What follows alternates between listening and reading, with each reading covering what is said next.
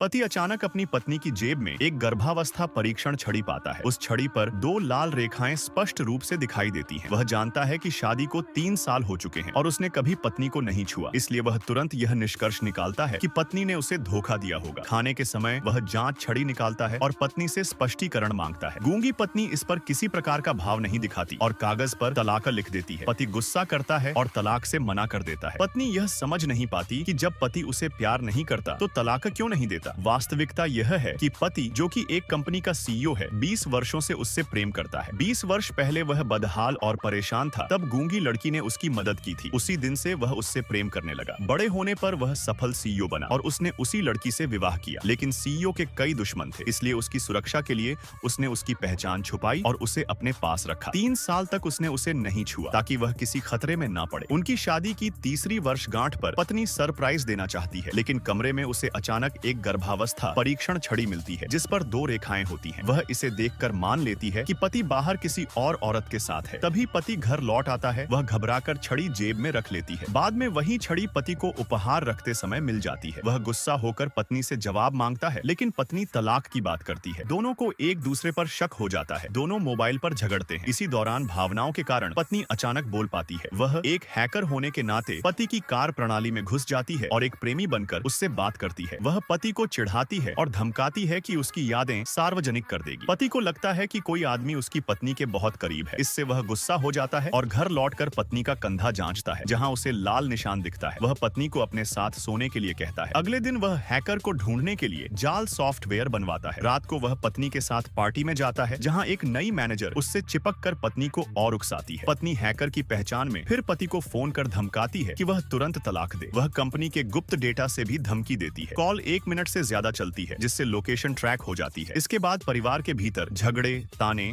और आरोप चलते हैं। सीईओ पर दबाव डाला जाता है। पत्नी को दोषी ठहराया जाता है और औरत को यह एहसास होता है कि उसके आसपास कई चालें चल रही हैं। अंत में वह यह समझने की कोशिश करती है कि फोन पर सुनी गई आवाज कहां सुनी थी, जिससे संकेत मिलता है कि कहानी आगे और खुलने वाली है।